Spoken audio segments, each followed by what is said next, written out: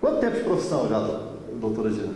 33 anos. 33 anos? Pouco tempo. Muitas aventuras desse tempo todo, né? Com certeza, muitas aventuras, muitas angústias, muitas vitórias, muitas perdas, mas um saldo positivo, com certeza.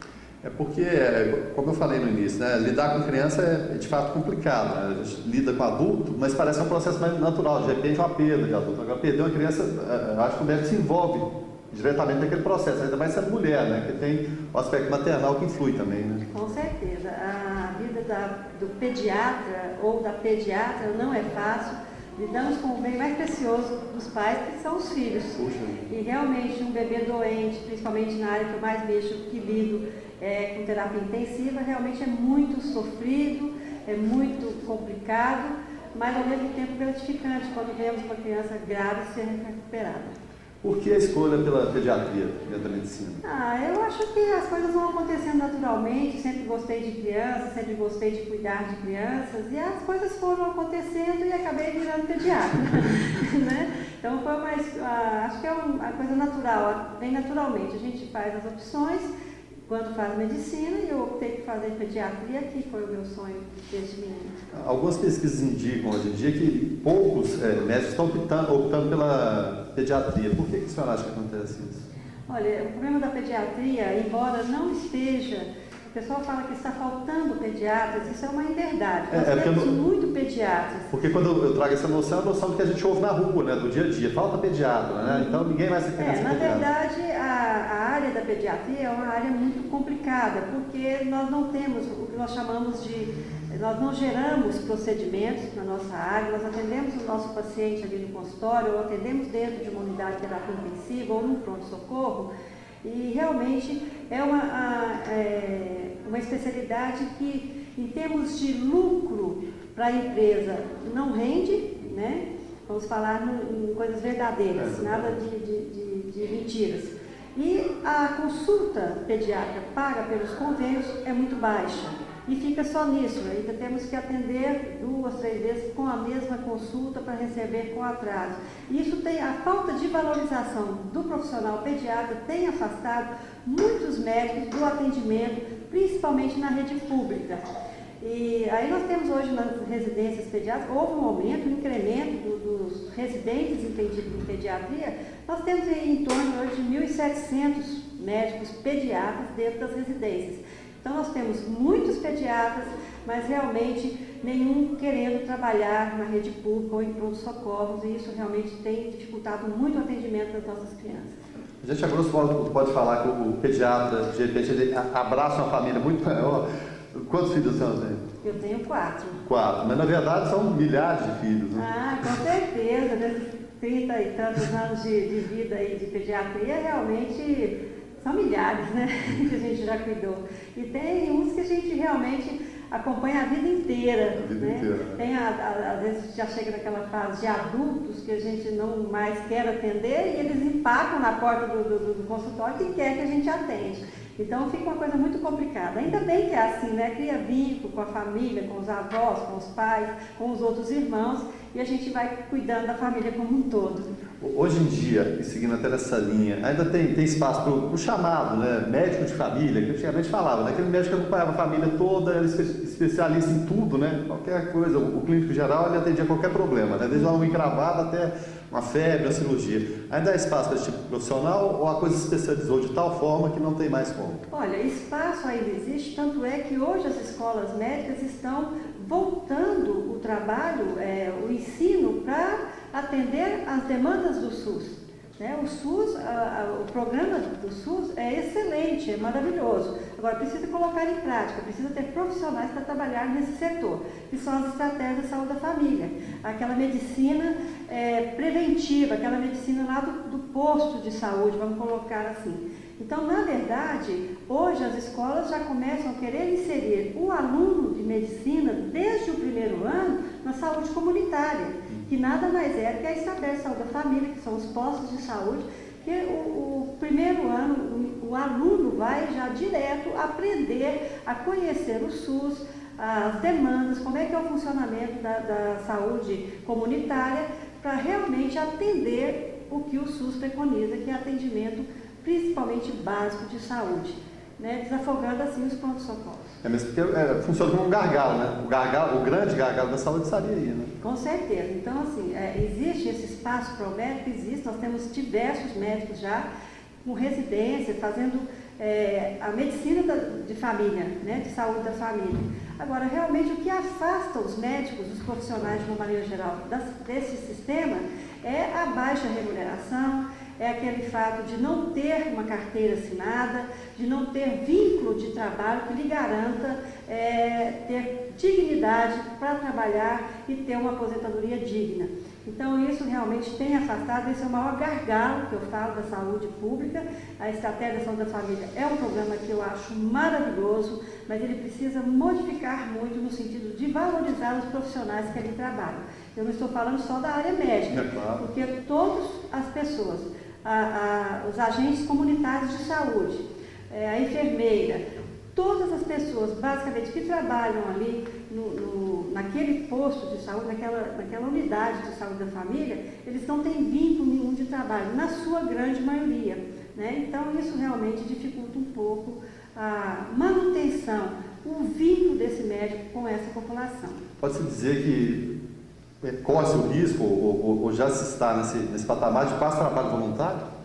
Não vou dizer que é um trabalho voluntário. O médico opta, o que nós estamos assistindo hoje na saúde pública, na Estratégia de Saúde da Família. A Estratégia de Saúde da Família ela foi programada para um médico, uma equipe, vamos dizer assim, que se compõe basicamente 4, 5 agentes de saúde, atendentes, né, as técnicas de enfermagem, a enfermeira, o médico, uma equipe montada para atender mais ou menos 1000 famílias.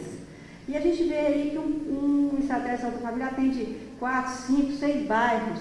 E isso leva a uma sobrecarga de trabalho muito grande e ainda mais que tem que atender e entender de todos os agravos que essas pessoas têm nessa comunidade.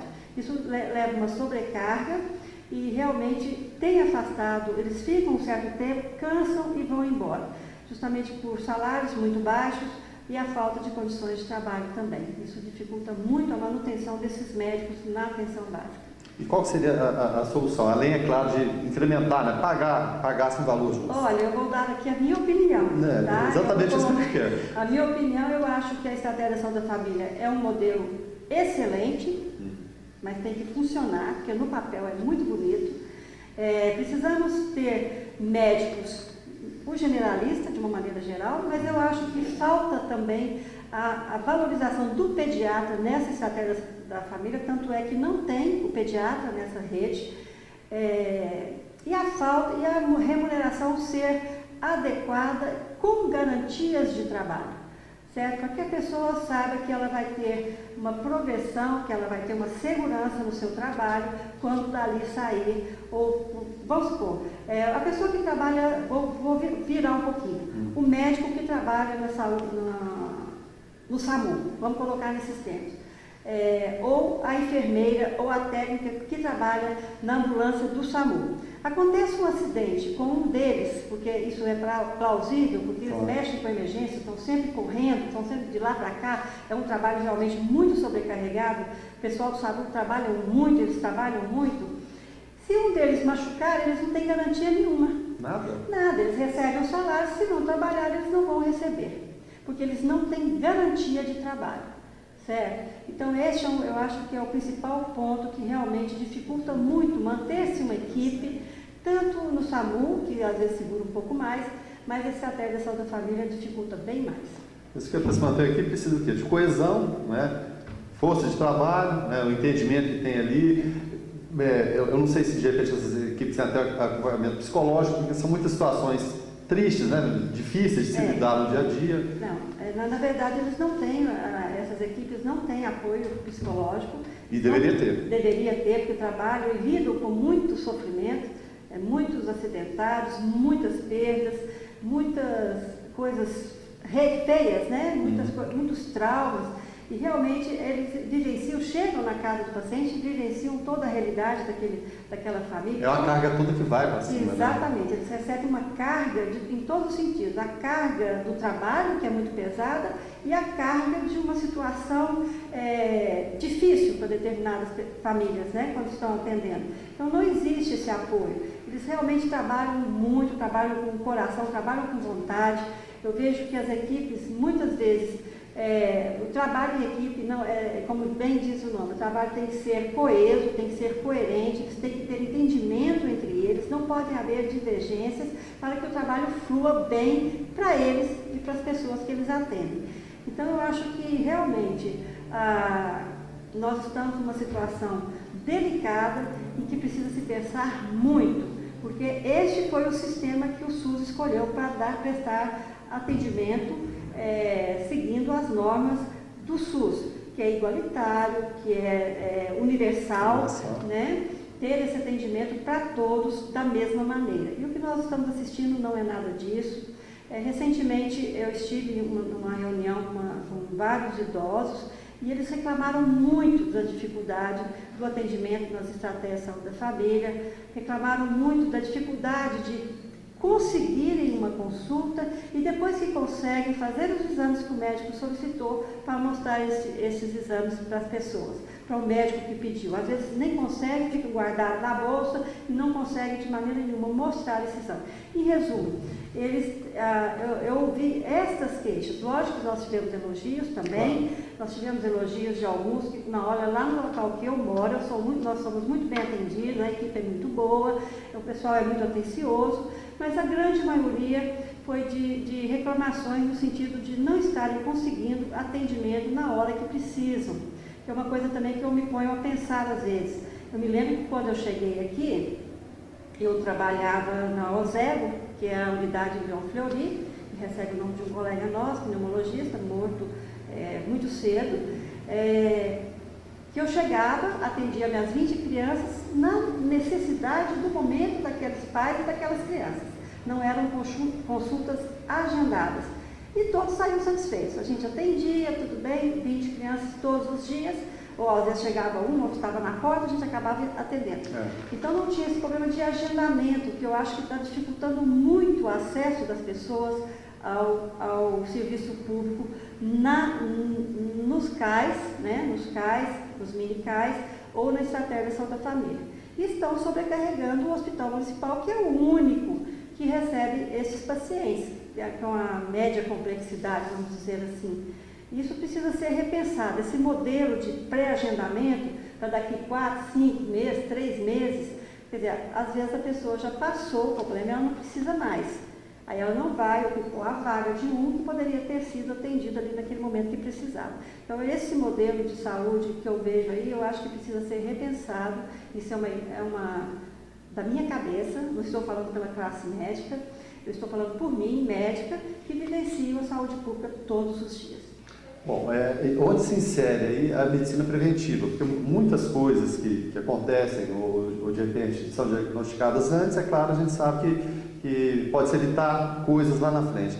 Então, se não está dando nem para fazer o dia a dia, que é aquela urgência da criança que machucou, ou da pessoa que está precisando de atendimento, a preventiva, então, fica muito mais complicada. Ainda praticamente nem existe, né? A ideia, quando foi criado esse modelo, hoje se fala muito em saúde preventiva, quando se criou esse modelo, visando que 80% dos problemas das pessoas, da doença, dos agravos, qualquer coisa que a pessoa tem, criança ou adulto, não estou falando aqui como pediatra só, 80% seria resolvido dentro da estratégia de saúde da família. Em resumo, o paciente seria atendido na região que ele mora, né? Porque toda a estratégia de saúde da família existe naquela unidade famílias adstritas, que a gente chama, famílias que são registradas naquele setor, naquela unidade.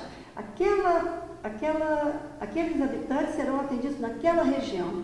Tá? Isso é uma maneira que o SUS funciona, que a estratégia de saúde funciona. Então, o que se prevê? Que esse pessoal que trabalha nessas unidades conheçam todas as doenças, se essa pessoa mora numa casa boa, se tem fossa, se é um banheiro. Na verdade, tem que ter um histórico, né? Tem que ter um histórico dessa família. Os hábitos Dessa família, aonde mora, como mora. Esse é o trabalho da equipe que trabalha na saúde da família. Se temos hipertensos, tem um grupo de hipertensos. Hipertensos são orientados a aprenderem a se cuidar para evitar complicações devido à hipertensão. Essa é a medicina preventiva. Se nós temos obesos ou sobrepeso, essas pessoas são registradas ali, então tem as palestras, este é o sistema que deve funcionar.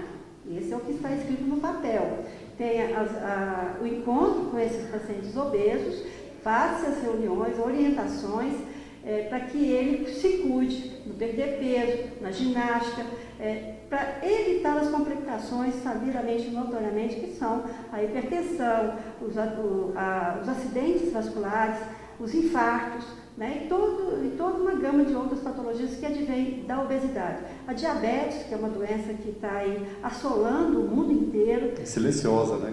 E é uma doença silenciosa, ela vai fazendo estragos, vamos dizer assim, no organismo, muito silenciosamente. Então, a medicina preventiva funcionaria nisso aí, de orientação, de dieta, de exercício, de como a pessoa se cuidar, inclusive cuidar dos pés, que é uma coisa importante para evitar micose, alguma coisa que possa vir a complicar a vida do diabético. Essa é a medicina preventiva que deve ser feita na atenção básica, né?